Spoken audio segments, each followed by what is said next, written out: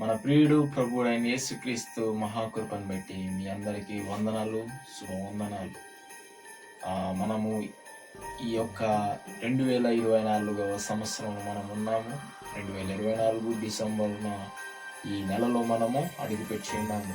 ఈ నెలలో చాలా దేశాల్లో, చాలా ప్రపంచవ్యాప్తంగా ఈనాడు క్రిస్మస్ పండుగలు జరగనున్నాయి. ఎందుకంటే ఇది యేసుక్రీస్తు వారు పుట్టుక దినము.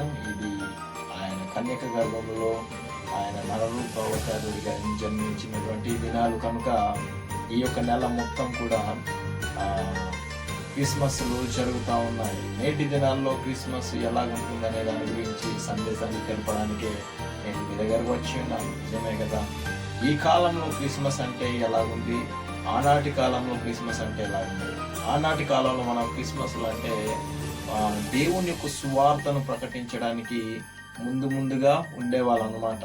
దేవుని యొక్క సత్య సువార్తను ప్రకటించడానికి కన్యక గర్భవతి అయిన మరియ గర్భంలో ఆయన పుట్టి ఉన్నాడు కనుక ఈ కాలంలో మనం అందరం కూడా సువార్తను ప్రకటించాలి. సర్వలోకానికి వెళ్ళి సర్వ సృష్టికి సువార్త ప్రకటించమని ఆయన చెప్పి ఉన్నాడు.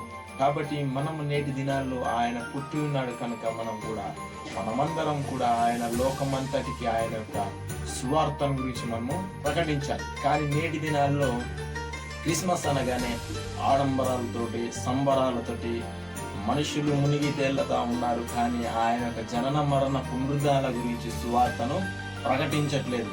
ఒక క్రిస్మస్ అంటే ఎవరో వస్తూ ఉన్నారు, ఎవరో బయట నుంచి తీసుకొస్తా ఉన్నాము, వాళ్ళు తినేస్తా ఉన్నారు, వెళ్ళిపోతా ఉన్నారని కాదు. కానీ క్రిస్మస్ అంటే ఆయన యొక్క జనన మరణ పునరుద్ధాల గురించి ప్రకటించే దాని గురించి మనము క్రిస్మస్ అనే దాన్ని మనం చేసుకోవాలి.